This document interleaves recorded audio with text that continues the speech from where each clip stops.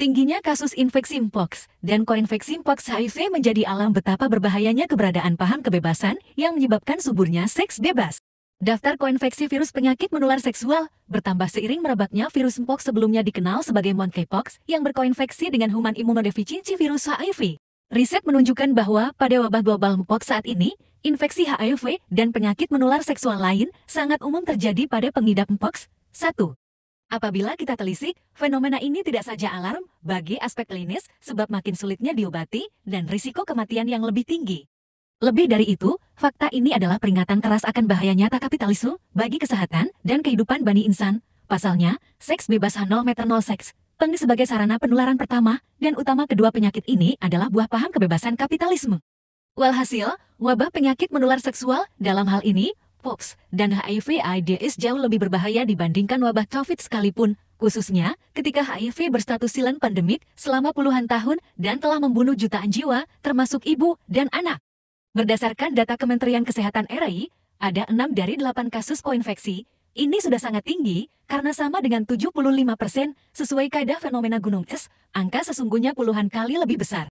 Kalangan ibu rumah tangga mencapai 35% dari total pengidap dengan penambahan kasus baru 5.100 ibu setiap tahunnya. Pada kalangan anak usia 1-14 tahun mencapai 14.150 kasus dengan pertambahan kasus baru setiap 700-1.000 anak setiap tahunnya yang sumber penularannya hampir 95% dari ibu yang terinfeksi HIV.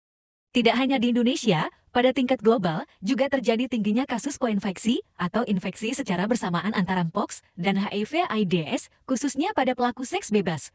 Ini sebagaimana dinyatakan di situs resmi WHO, yakni ada sekitar 32.000 dari 82.000 atau setara dengan 52%. Fakta ini seharusnya membukakan mata betapa berbahayanya kapitalisme bagi kehidupan generasi. Inti ajaran kapitalisme adalah paham kebebasan yang memfasilitasi seks bebas untuk eksis di tengah masyarakat. Padahal ini menjadi sarana penyebaran bagi kedua penyakit menular tersebut sejak awal ditemukan hingga kini. Kita ketahui, mpox pertama kali ditemukan 53 tahun lalu tahun 1970 di Democratic Congo, sedangkan HIV/AIDS teridentifikasi pertama kali 32 tahun lalu tahun 1981 pada kalangan sesama di Los Angeles.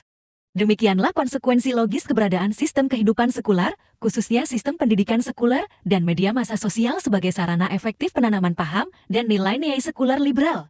Begitu juga sistem ekonomi kapitalisme yang berasaskan paham kebebasan, menghasilkan ceruk bisnis industri seks beromset ratusan miliar rupiah.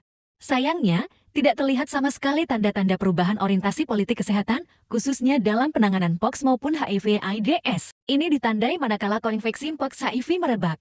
Pemerintah menegaskan akan segera menanggulanginya dengan 3 upaya bersifat teknis, yakni surveillance, terapeutik, dan vaksinasi.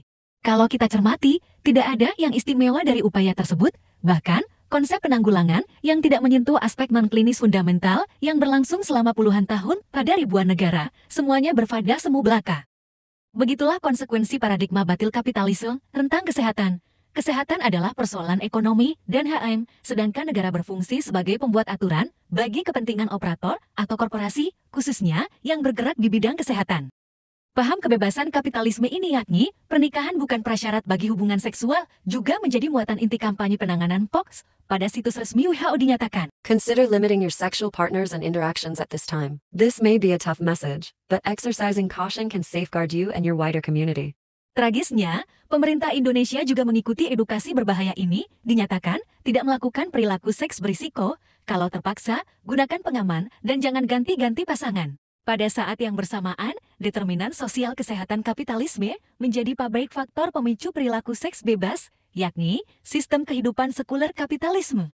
Lebih dari itu, kembali pada pangkuan kehidupan Islam, adalah kewajiban dari Allah Azza wa Jalla yang diamanahkan kepada kita semua. Hai manusia, sesungguhnya telah datang kepadamu pelajaran dari Rabbmu dan penyembuh bagi penyakit-penyakit yang berada dalam dada dan petunjuk, serta rahmat bagi orang-orang yang beriman. T.S. Yunus 56, Wallahualam. Tentu ada step by stepnya, teman-teman bisa baca di Muslimah News ID.